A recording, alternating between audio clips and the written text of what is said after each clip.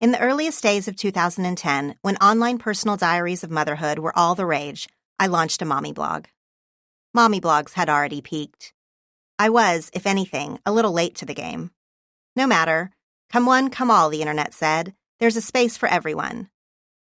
Before I bought a domain name and slapped a website banner at the top, I had been reading personal blogs for a while. It was fascinating to watch people publish what were essentially their journal entries.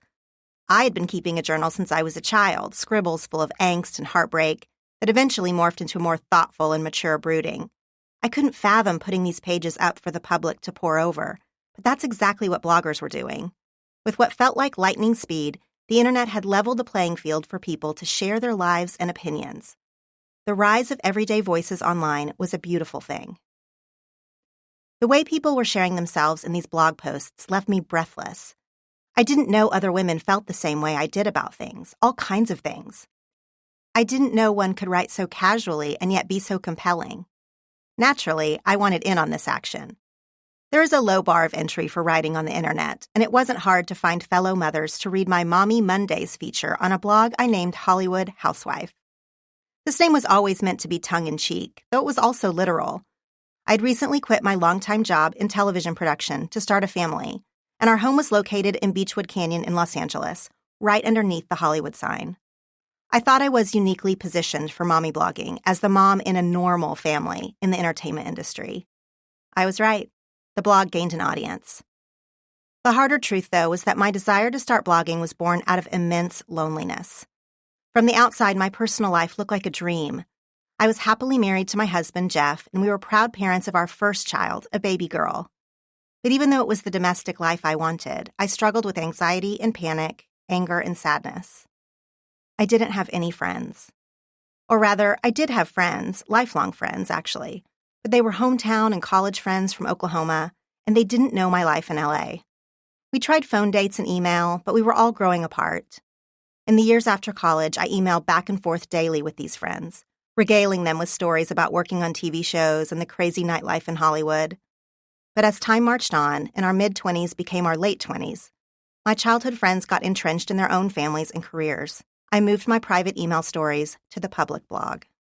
It wasn't that I didn't know anyone in Los Angeles. I met plenty of people doing the LA freelance hustle. Like me, they were from the middle of the country and not the coasts. Texas, Ohio, Illinois. We were all mostly eager to shake off our small-townness and make it big. During my 7 years of working at MTV, VH1, and Fox, I met dozens of people a lot like me. We could have been friends, but LA is tough that way. When I started Hollywood Housewife, I ached for the type of girlfriends I'd known in Oklahoma. I wanted to be myself without name-dropping about who knew whom, what movies we'd worked on, which lists at which doors we could get on. I wanted baggy sweatpants and no-makeup girlfriends. I didn't want to be laughed at for the way I voted or what I thought about God, or that I thought about God at all. It seemed unbelievable to me that in a city of 5 million people, I couldn't find a friend group. I knew how to be a good friend. I knew all the rules. But the girlfriend code was different in California. And so I took to the internet. People I'd never met in person became my closest confidants. Before social media, a big part of blogging was hanging out in the comments. The interaction was a huge draw online. It was still revolutionary that you could create a thing, share a thing, and get immediate feedback on that thing. As my blog grew, a few threads of thought stood out to me in the comments section. Most of the comments were from other bloggers, and they spilled their feelings into comment boxes that led back to their own blogs and wordy posts of their own. We were all furiously typing our hearts out into whatever blank white space awaited us. It turned out my fellow bloggers were often lonely too. We just wanted to be heard, so we wrote and wrote and wrote. But then I started to hear from other readers, non-bloggers who read mommy blogs religiously.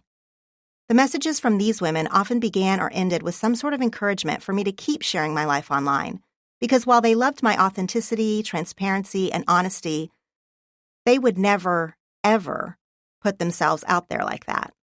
They wanted me to keep sharing because they felt like they couldn't. It took me a long time to see what wasn't being said in these comments and emails. Like me, these women were feeling disconnected, and they were unsure how to remedy it. They'd been taught it was tacky to talk about yourself and reckless to be vulnerable. They'd been told to stuff down their pain and focus only on the positive.